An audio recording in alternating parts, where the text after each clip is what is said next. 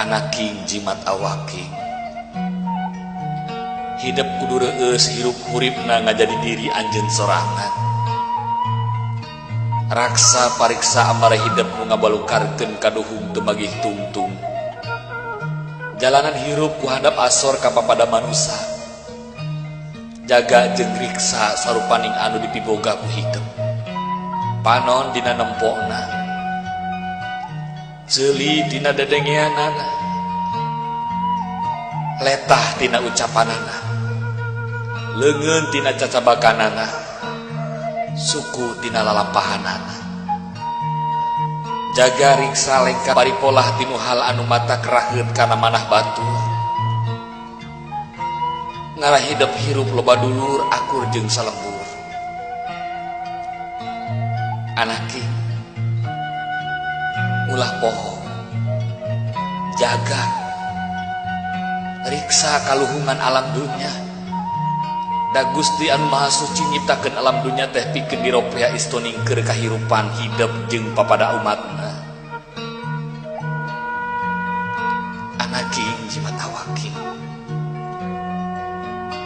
ngajalanan hirup hurip di alam dunya teh teu gampang.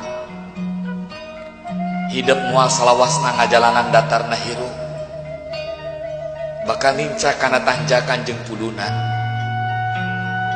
Omat hidup ulah kutur,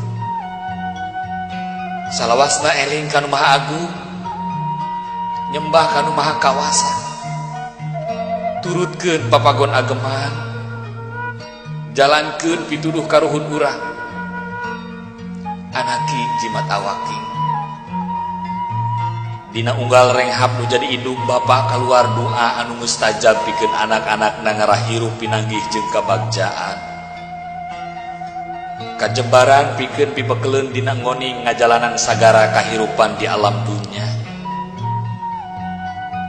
Omat anaking hidup kudu silih asah, silih asih, silih asuh, silih kalingakeun nya diri, silih simbeuhnya kadeudeuh, deheuskeun duduluran, raketkeun babarayaan, ulah rek pakia-kia, ulah rek pasalia paham, hamo nepi ka papaseaan.